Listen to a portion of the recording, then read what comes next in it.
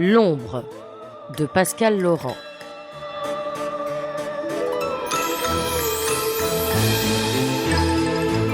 Une fiction réalisée et mise en bouche par l'auteur.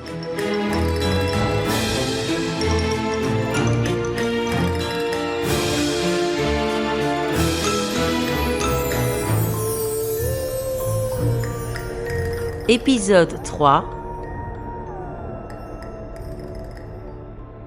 Introspection.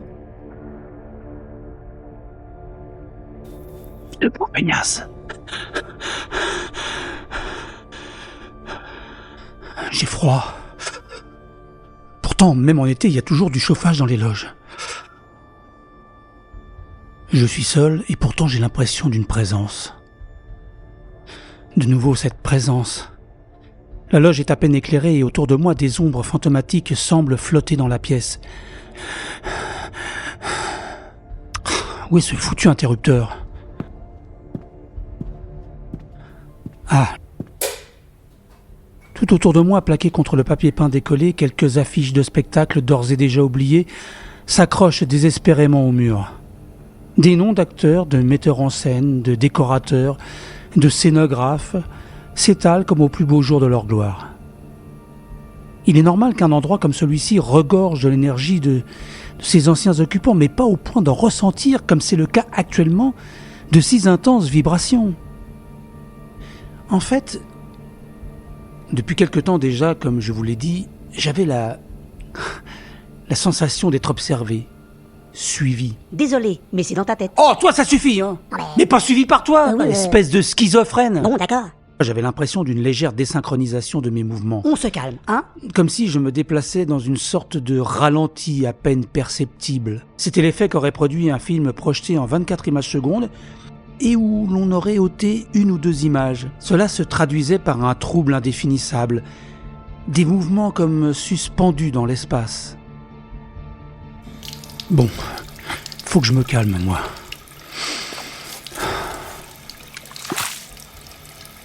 Je tâtonne pour attraper un mouchoir en papier, quand soudain une main se pose sur mon épaule. Je me retourne vivement, le cœur serré, les mains en avant du corps dans un réflexe de protection. Devant moi se tient un grand type hilar, au visage sec et creusé par les marques d'une acné mal cicatrisée, d'où ressortent comme poussés hors de leurs orbites, deux yeux ronds, bleus, délavés. Un rictus sinistre déforme le coin gauche de sa lèvre supérieure qu'un collier de barbe essaye en vain de camoufler. C'est cet abruti de Liupac. Je vous en ai déjà parlé de cet énergumène. Oui, ce même Liupac qui avait trouvé amusant de bloquer la lame rétractable d'un couteau. Décidément, celui-là n'en ratait aucune. Ah, si j'avais eu un peu plus de courage, je lui aurais bien administré une correction pour lui apprendre à vivre. Je l'avais fait une fois, en rêve. Après un combat mortel, j'avais précipité Liupac du haut du toit du théâtre et je l'avais envoyé s'écraser en contrebas sur sa propre voiture. Ah, c'était pas un méchant bourre, il était juste d'une bêtise à manger du foin. Ah, salut Denis! Me lance Liupac en m'administrant une nouvelle bourrade. Je t'ai fait peur, on dirait. J'ai été surpris. Et t'es déjà là? Alors s'il y a bien une chose que je ne supporte pas, c'est ce genre de questions débiles qui n'amènent aucune réponse.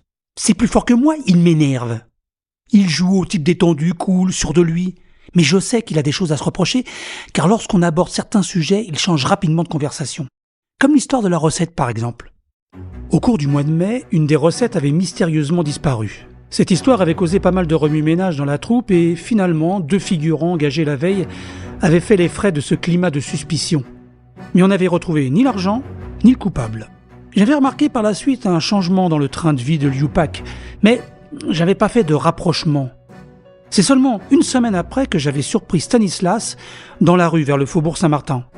Il était en grande discussion avec deux individus louches. L'un d'eux le tenait coincé contre le mur pendant que l'autre lui fouillait les poches. En me voyant, Stanislas m'avait apostrophé du trottoir d'en face et les deux hommes s'étaient discrètement éclipsés.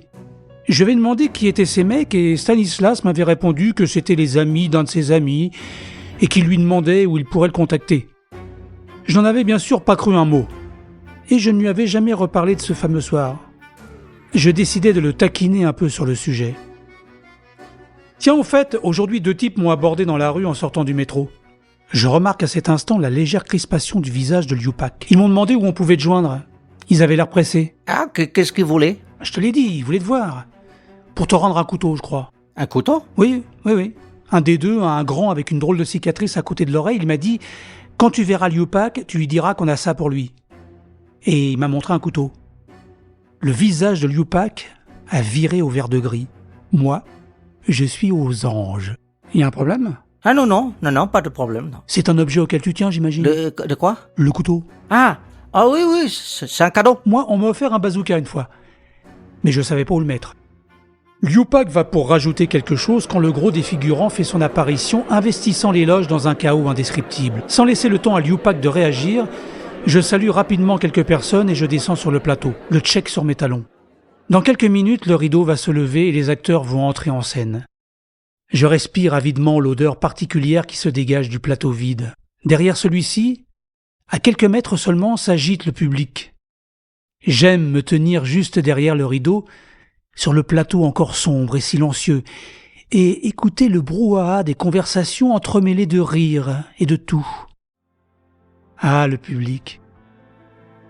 Qui est-il ? J'ai l'impression que c'est le même à chaque représentation. Toujours les mêmes raclements de gorge, les mêmes exclamations, les mêmes murmures. Pourtant, chaque représentation est différente. Chaque public, un être à part entière, avec ses envies, ses désirs et ses contradictions. Je suis perdu dans mes pensées quand la sonnerie annonçant le début imminent du spectacle retentit. Quelques instants plus tard, les lumières de service commencent à décliner, alors que l'éclairage de la première scène prend naissance sur le plateau. Le sombre éclat bleuté d'une nuit sans lune aux abords du château d'Elseneur. Je rejoins d'un pas lent les coulisses tandis que le comédien qui joue Francisco prend sa place en faction devant les grilles. Côté cour, se préparent à entrer Bernardo, ainsi que Horatio et Marcellus. Je leur fais un petit signe au passage et je vais m'asseoir en fond de scène, derrière le grand cyclo blanc. Je ferme les yeux pendant que le rideau s'ouvre doucement sur la 163e représentation d'Hamlet.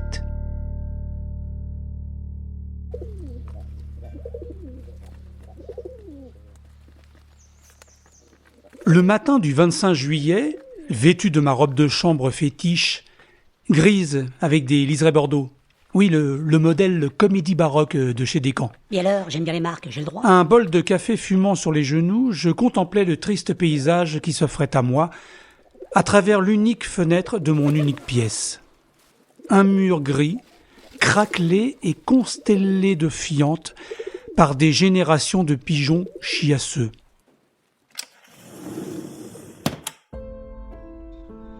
Est-ce que j'ai vraiment ce que je mérite ? C'est donc ça mon destin ? Vivre dans ce studio pourri, bas de plafond, où la lumière n'entre jamais ? Le problème, c'est que j'ai tellement inscrit cette certitude dans les moindres faits et gestes de mon existence, et cela depuis ma naissance, que j'en suis tout naturellement arrivé à me nier. Nier ce que je suis, et petit à petit, nier ce que je pourrais devenir.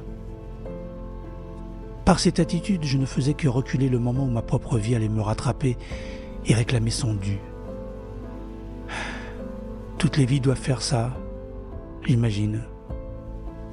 Elles se laissent distancer, te font croire que tu les as semées à tout jamais, et d'un seul coup, elles réapparaissent au moment où tu t'y attends le moins, brutalement le plus souvent, afin de créer un choc, et aussi parce qu'elles ont certainement les boules d'avoir été niées et rejetées à ce point. Et là, ou tu es assez solide pour regarder ta vie droit dans les yeux, ou alors elle te gifle à tour de bras jusqu'à ce que tu ne saches plus où tu habites. C'est peut-être pour cela que j'avais embrassé, comme on dit, la carrière artistique. C'est déjà embrasser quelque chose. C'était surtout vivre d'autres vies que la mienne, des vies imaginaires, des vies qu'on quittait en sortant de scène, en ôtant son costume et son maquillage,